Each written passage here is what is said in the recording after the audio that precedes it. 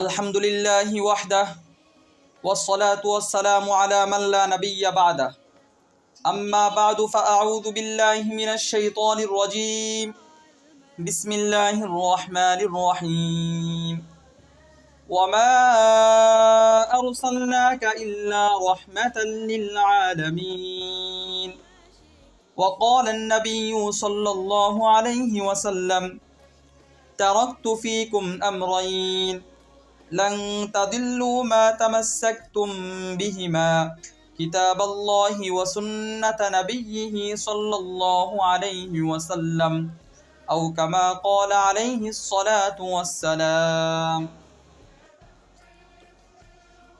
محترم হাজিরিন, আস-সুন্নাহ ইসলামিয়া মাদ্রাসা কর্তৃক আয়োজিত আজকের মহতি অনুষ্ঠানের সম্মানিত সভাপতি, দূর দূরান্ত থেকে আগত ইসলাম প্রিয় তাওহীদি জনতা এবং পর্দার আড়ালে সম্মানিতা মা ও বোনেরা, সবাইকে জানাই আন্তরিক অভিনন্দন ও মোবারকবাদ।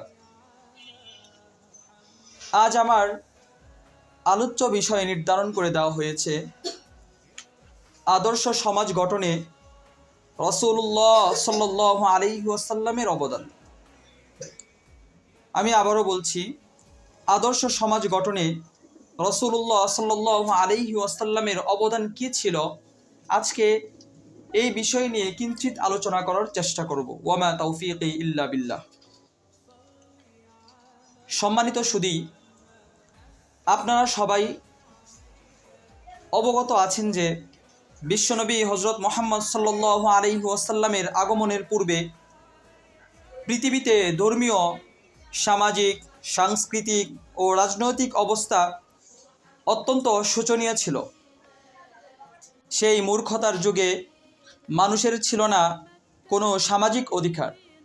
ভুলে গিয়েছিল তারা তাদের সৃষ্টির মূল উদ্দেশ্য, যার ফলে বছরের পর বছর লেগে থাকতো নিজেদের মধ্যে যুদ্ধ সংগ্রাম।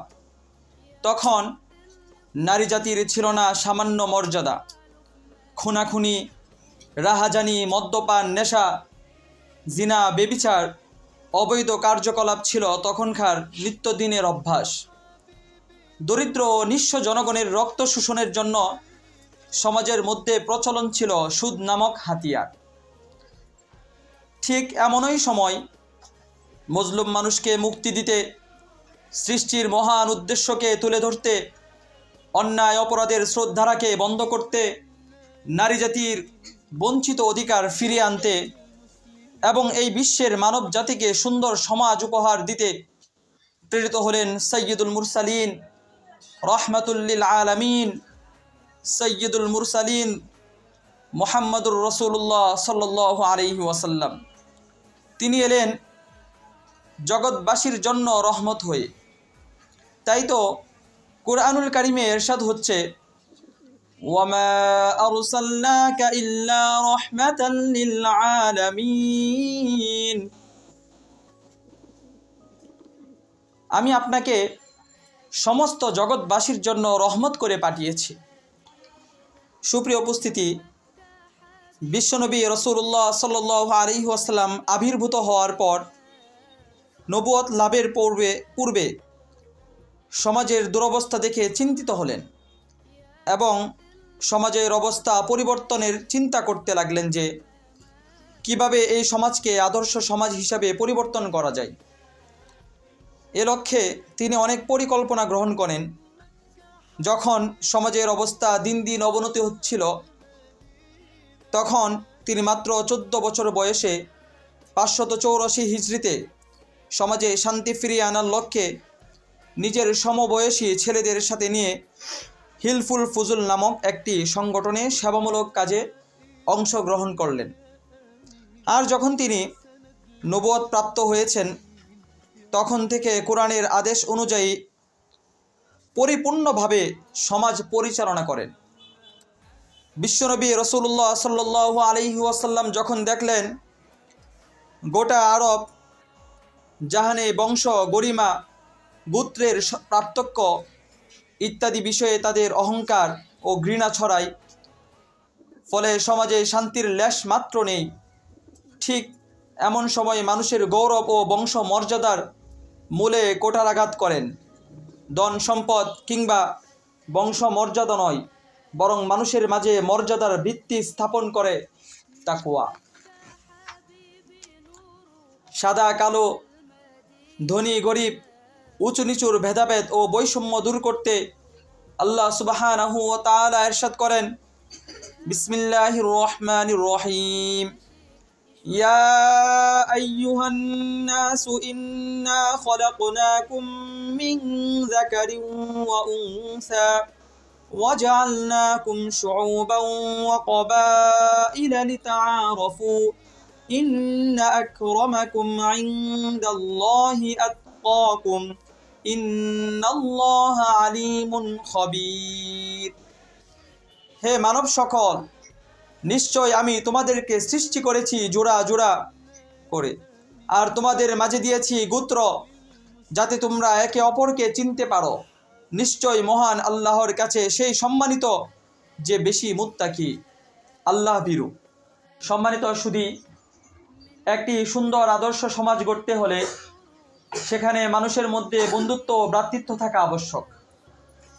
তাই তো আল্লাহ সুবহানাহু ওয়া তাআলা সূরা হুজরাতের 10 নং আয়াতের মধ্যে বলেন, ইন্নামাল মুমিনুনা ইখওয়া فأصلحوا بين أخويكم واتقوا الله لعلكم ترحمون।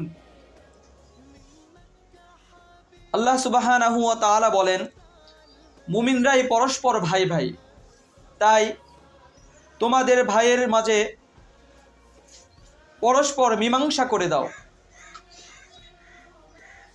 এ ব্যাপারে রাসূলুল্লাহ সাল্লাল্লাহু আলাইহি ওয়াসাল্লাম নিজেও ঘোষণা করেন, আল মুসলিমু আখুল মুসলিম লা ইয়াজলিমুহু।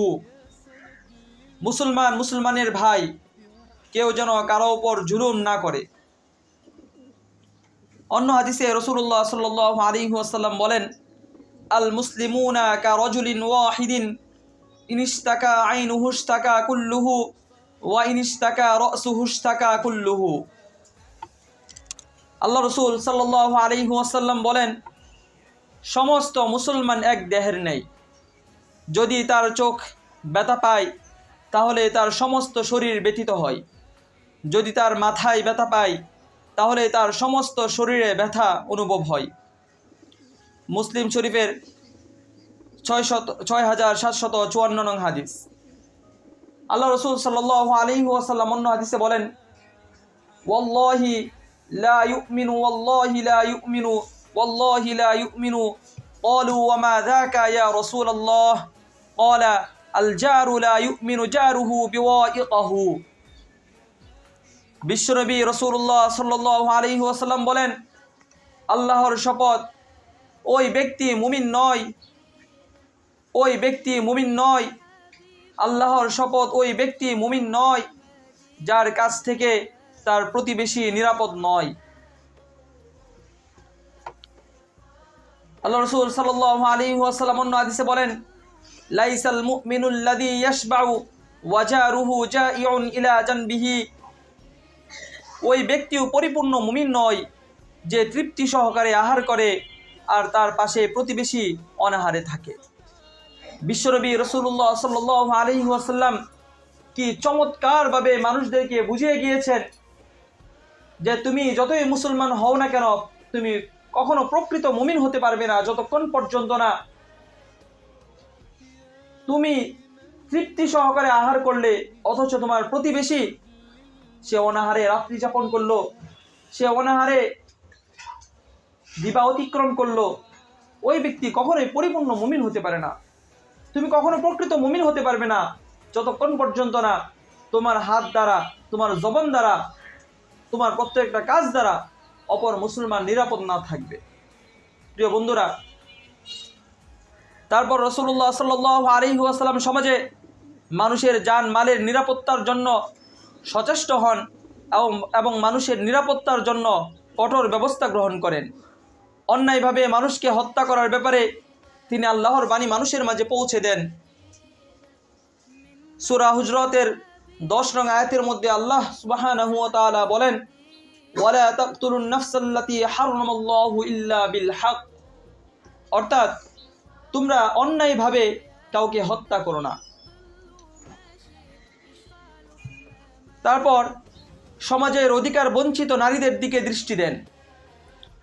নারীর ইজ্জত ও সম্ভ্রম রক্ষায় সমাজের লোকদের সজাগ ও সতর্ক করেন এবং একটি সুন্দর সভ্য সমাজ গড়তে হলে নারী জাতির কি কি অধিকার থাকতে পারে তা তুলে ধরেন। এই সম্পর্কে রাসূলুল্লাহ সাল্লাল্লাহু আলাইহি ওয়াসাল্লাম বলেন, আদ্দু ইলা কুল্লি যি হাক্কিন হাক্কাহু, নিশ্চয় তোমাদের উপর নারীদের কিছু অধিকার রয়েছে, সুতরাং তোমরা তাদের হক আদায় করো। সুপ্রিয় উপস্থিতি, বর্তমান বিশ্বে আমরা দেখতে পাই যাদেরকে আমরা আমাদের জীবনের চলার পথে রাহবর মনে করি, যাদের সভ্যতাকে নিজেদের মধ্যে ধারণ করার চেষ্টা করি, যাদের সভ্যতা থেকে নিজেরা উৎসাহিত হই, প্রলোভন জাগে, লোভ জাগে, যদি তাদের মতো আমরাও সভ্য হতে পারতাম। যাদেরকে আমরা আমাদের লিডার মনে করি, আমেরিকা, রাশিয়া, বিভিন্ন পররাষ্ট্র নেতাদেরকে, যারা জাতিসংঘের মধ্যে আমাদেরকে বুলি শোনায়, ভাষণ শোনায়, নারী অধিকার ফিরিয়ে আনতে হবে, নারীদের অধিকার দিতে হবে, ইসলাম নারীদের অধিকার থেকে বঞ্চিত করেছে, ইসলাম নারীদেরকে পরিপূর্ণ অধিকার দিচ্ছে না। কদিন আগেই তাদের আসল পর্দা ফাঁস হয়ে গিয়েছে। আমরা দেখতে পেয়েছি মিডিয়ার মাধ্যমে যারা আমাদেরকে এতদিন ধরে নারীদেরকে স্বাধীনভাবে বিচরণ করার বুলি শুনিয়েছে, তারা কি পরিমাণ নারীদেরকে ভোগ করছে।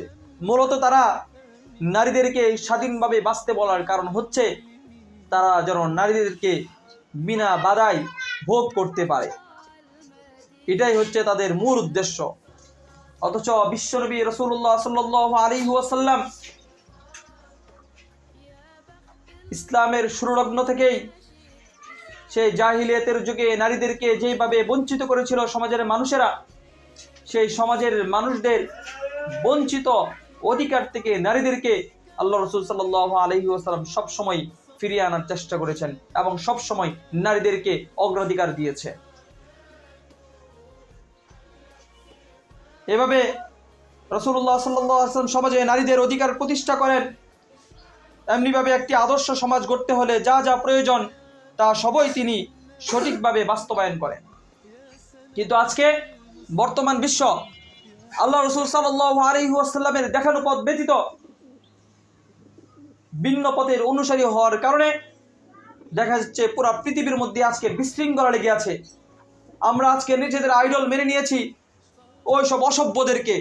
এই অসভ্যগুলো নাকি আমাদেরকে সভ্যতা শেখাতে আসে।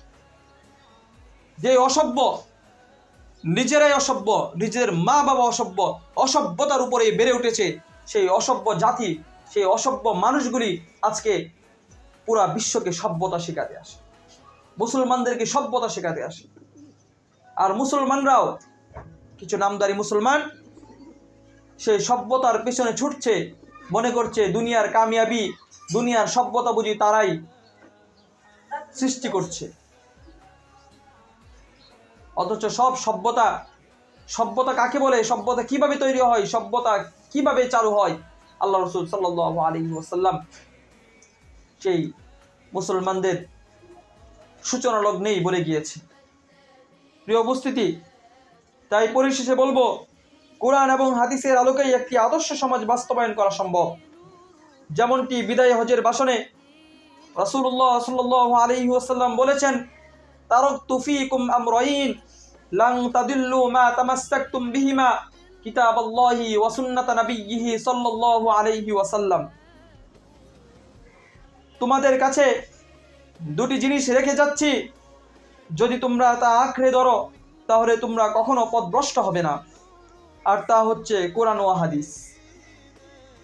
মোহতারাম হাজিরিন, আমরা যদি শুধু আল্লাহ রাসূল সাল্লাল্লাহু আলাইহি ওয়াসাল্লাম কোরআন এবং সুন্নাহর উপর জীবনকে গঠন করতে পারি, রাষ্ট্র গঠন করতে পারি কোরআন এবং সুন্নাহর অনুকরণে, তাহলে এই জাতি আর কোনো সমস্যার সম্মুখীন হবে না। এই জাতির মুক্তির পথ একটাই, কুরআন এবং সুন্নাহ। যেই পথ আল্লাহ রাসূল সাল্লাল্লাহু আলাইহি ওয়াসাল্লাম অনুসরণ করেছেন, যে পথ সাহাবায়ে কেরাম অনুসরণ করেছেন, যে পথ খুলাফায়ে রাশিদিন অনুসরণ করেছে, আমাদের আকাবিররা করেছে, এই খেলাফার পথে চললেই, কুরআন এবং সুন্নাহর পথে চললেই আমাদের মাঝে কোনো অশৃঙ্খলা বিশৃঙ্খলা এগুলো কখনো দেখা দেবে না। তাই আমরা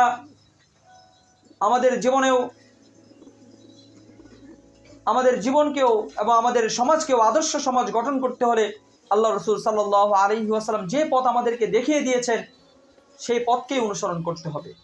সেই পথের উপর যদি আমরা চলি তাহলে আমরা পরিপূর্ণভাবে একটি আদর্শ সমাজ গঠন করতে পারবো। আল্লাহ তাআলা আমাদেরকে রাসূলুল্লাহ সাল্লাল্লাহু আলাইহি ওয়াসাল্লামের আদর্শকে অনুসরণ করে আদর্শ সমাজ কায়েম করার তৌফিক দান করুন। ওয়া আখিরু দাওয়ানা আনিল হামদুলিল্লাহি রাব্বিল আলামিন।